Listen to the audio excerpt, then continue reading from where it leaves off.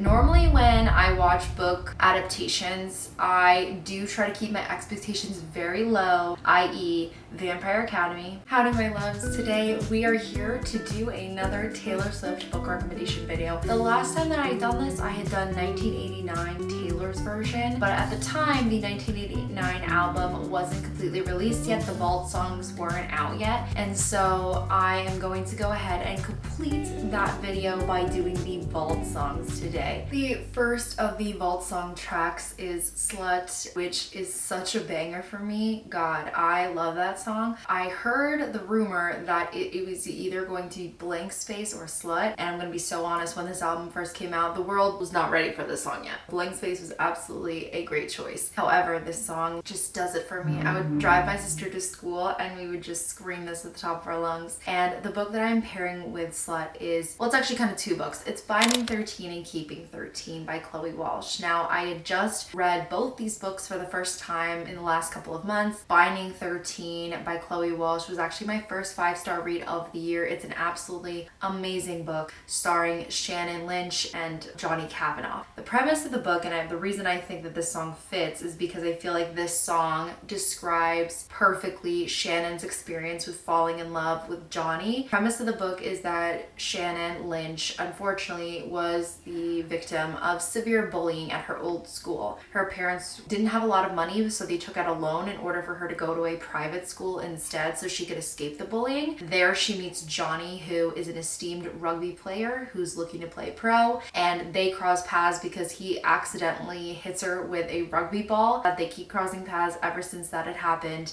and he's a very popular guy, very famous. Lots of girls are after him. Unfortunately, because the two of them are in love, she does end up kind of going in the crossfires and getting hurt because she's in this relationship with him. This song really encapsulates everything that she went through, even though she thinks it's worth the risk to be with him. So Got Love Struck went straight to my head, got lovesick all over my bed, love to think you'll never forget, we'll pay the price, I guess. They do know that there are risks to them being together. Mainly is that her father is incredibly abusive. That's the secret that she's hiding in Binding 13, is that the main victim is really Shannon. Her father is not very happy with the fact that she is associated with Johnny, and the first time that he realizes what's going on is because they take a picture in the school paper after a rugby win and she's there with him. And her father really does kind of shame her for being associated with boys, so she says, and if they call me a slut, you know, it might be worth it for once, and if I'm gonna be drunk, I might as well be drunk in love. She really wars with herself between being in love with Johnny versus understanding that there are constraints in their life that might hurt them. And so she really is excited that she is in love for the first time and that this boy is very much devoted to her. He is such a good book boyfriend, honestly. He was such a gentleman, such a good person to her. When she goes into his life and she starts making friends with his friends, she meets his parents, she goes to his house, she realizes that they're in such different places. So the part where it says, this is luxury, you're not saying you're in love with me, but you're going to. Half awake, take your chance. It's a big mistake. It might blow up in your pretty face. I'm not saying do it anyway. You're going to. She kind of knows that he's going to be devoted to her, and she kind of succumbs to it. And the two of them in Keeping 13 try to navigate this relationship. Part of their relationship that evolves in Keeping 13, I think, is well said when Taylor writes, adorned with smoke on my clothes, love lorn and nobody knows, love thorns all over this rose, I'll pay the price you won't. In Keeping 13, and this is a huge spoiler, I'm sorry, but it fits so well, is at the end, the father ends up actually trying to light the house on fire with all the kids in it. So smoke on my clothes. What comes to save her is that she was given a phone from Johnny. Johnny says, you know, call me if you need anything. And she goes ahead and calls him in the middle of the night because she feels like something's wrong, and he comes to save her and her sibling. Love Lord and nobody knows. Love thorns all over this rose. I'll pay the price you won't. So all this time she has been engaging in this relationship with Johnny, knowing that the consequences for her would be much more severe than it would be for him. So I think that this ties into the fact that she is shamed for being with him, either from her parents or from other girls at school. There's this one girl in particular who really hates the fact that they're together, and she targets Shannon for this fact. So I think that that song really encapsulates how in love they are, but how there's so many consequences for Shannon in particular because of their relationship. The next song in the album of the Vault tracks is Say Don't Go. Oh my god, I love this song so much. Tension, like will they, won't they? The book that I'm going to pair with this is Bride by Ali Hazelwood. Bride is Ali Hazelwood's first venture into the supernatural. It was such a good book, and I think it gets such a notorious connotation because there's nodding in it, which yes, there is. But it's more than that. Like, it's such a good romance. I feel like people are just saying it's like salacious, which like it is. It's very steamy. That's great. But like, it's a really good romance. I think that Misery is such a great main character. Like, she's such a quirky little vampire, like because she wasn't raised as a vampire in vampire territory. She was raised with humans. Now that she's like back in vampire territory and then given to the werewolves again, it's like she's so misplaced, but I love her so much. And I honestly want to ask Ali Hazelwood if her name was inspired by Mr. Perfectly Fine by Taylor Swift, because her name is Misery, and in that song it says Miss Misery, and I know Ali Hazelwood loves Taylor Swift, so I'm just wondering if that, you know, played a part in naming that character. The song starts off with, I've known it from the very start, we're a shot in the darkest dark. When Lo and Misery first meet, they actually are getting married. So it's an arranged marriage as a way to facilitate a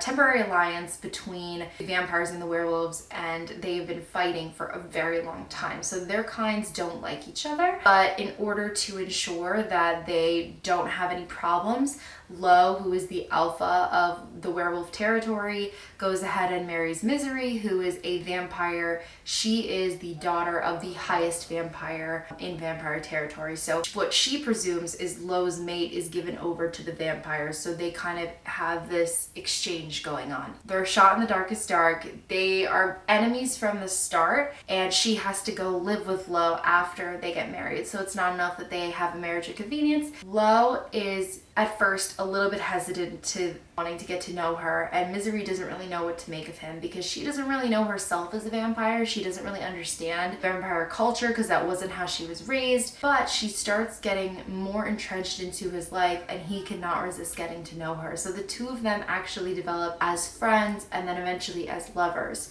It starts to dawn on Misery that maybe she got it wrong that they had given Lo's mate over to vampires, because Lo admits to having a mate and he describes it so beautifully, and he says, like, you know, I would give her any part of me. I would do anything for her. She starts to realize, like, would he be this romantic with me, you know, saying all these things to me, being this way with me while having a mate out there? And she's like, knowing everything I know about him, it just doesn't make sense. So she confronts him and says, I think maybe I'm your mate and you're just not telling me. He actually gets very defensive. I think you misjudged the situation. You're not my mate. We are nothing to each other. We're just having fun. And he tries to push her away because her whole life she has given everything for her family, even though they would give her nothing in return. She was collateral for the humans. If anything happened to the human collateral version of her in vampire territory, she would be killed. So she lived her whole life for the better of vampire kind, for the better of her family. He worried that she would give up any part of herself just to make him happy, and that she would actually be miserable, ironically. So where it says, I'm standing on a tightrope alone. I hold my breath a little long. We're halfway at the door, but it won't close. I'm holding out hope for you to say, don't go. I would stay forever if you say, don't go. Why'd you have to leave me on? Why'd you have to twist the knife? Walk away and leave me bleeding. I like to include that one in there because I think it's funny that she's a vampire. Lo tried to push her away. Why did you have to leave me on? But it turns out that they are mates and he was just lying. So when she finds this out, she's incredibly upset because she confronts him and she says, you led me on. You made me think that I was crazy for thinking this way, and it turns out that we are mates and I was right. And he explains why he made that decision.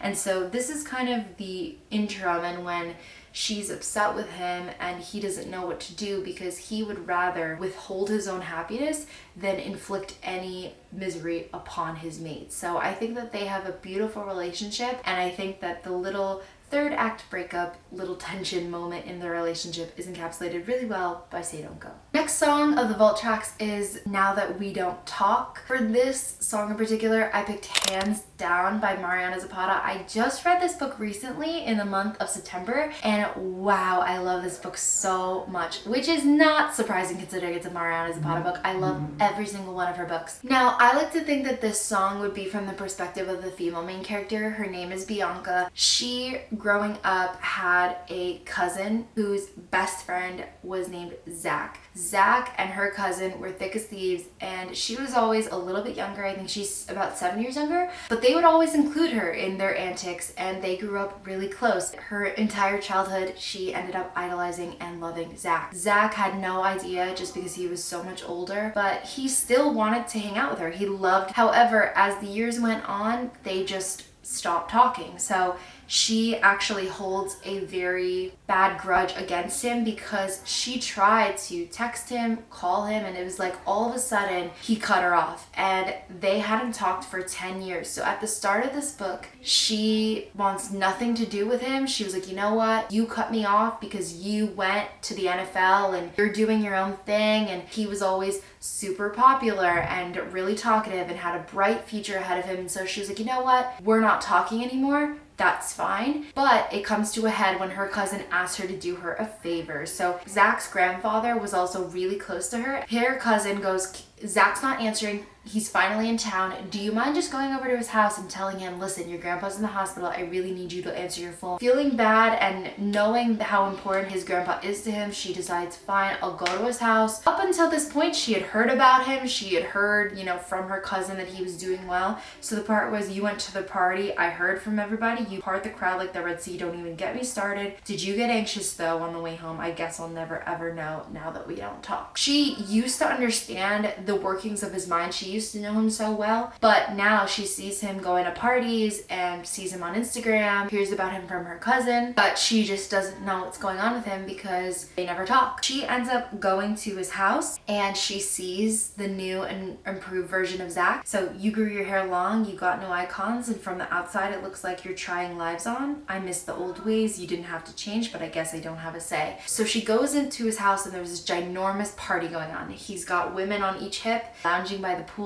There's a bunch of NFL stars around, and she's like, wow, this doesn't seem like the guy I used to know, but doesn't really matter. We're not friends anymore. She does go over in her mind, the things that had led up to them not speaking. Even before he cut her off, she was still trying to make an effort to see him. And at the time, he had a girlfriend who really told her off and was like, you need to stop hanging around with him. He's just too nice to tell you that you're, clinging on to him.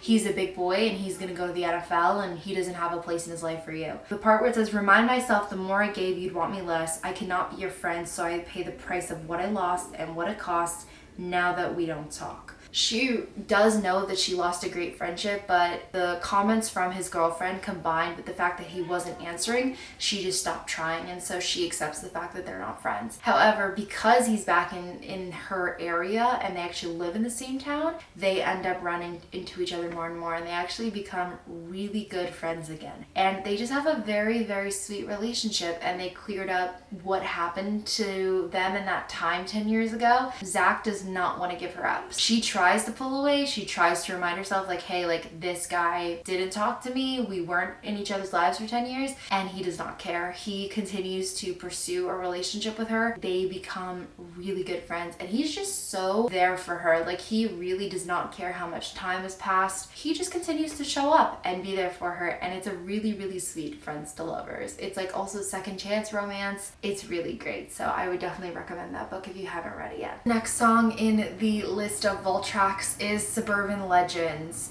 and the book that I'm going to be associating with this is Red, White, and Royal Blue by Casey McQuiston. I love that book so much, and the movie, surprisingly, very cute. Normally when I watch book adaptations, I do try to keep my expectations very low, i.e. Vampire Academy, but this book to movie adaptation was so stinking cute. I think it fits Suburban Legends really well because, first of all, one of the first lines in the song is, you were so magnetic it was almost obnoxious, flush with the currency of cool. I was always turning out my empty pockets when it came to you. I remember that Henry, Prince of England, always talked about seeing Alex, who is the president's son, always talked about how he saw him from across the room and could just tell that being loved by someone like that would absolutely destroy him because he was so energetic, magnetic, amazing, cool. And it's exactly what Taylor Swift is saying in this song. Like, just seeing them, he could tell that he was so amazing and way too cool, and in comparison he felt not anywhere near that. Then the song goes on to say, I didn't come here to make friends, we were born to be suburban legends. When you hold me, it holds me together, and you kiss me in a way that's gonna screw me up forever. Henry and Alex unfortunately do dislike each other upon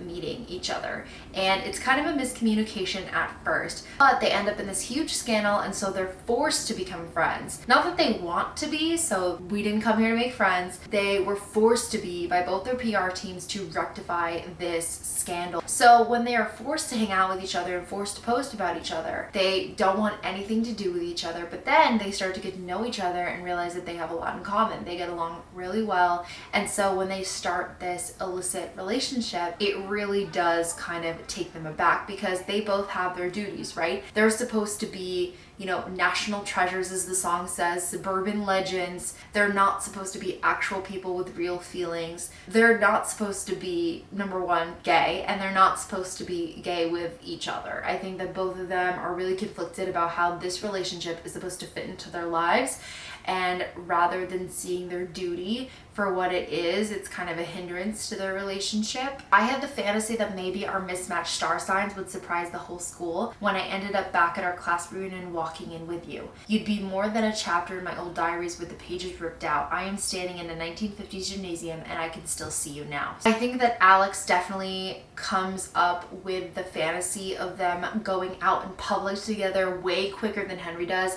Henry is kind of resigned in the fact that, like, he doesn't get to love someone like that, and he's kind of known all his life that he doesn't really get to be Henry. He has to be the Prince of England. He doesn't really get to be a person. And Alex is kind of living in this idealized version of, like, you know, I can see us now. I can see it now. Like, we could be so much.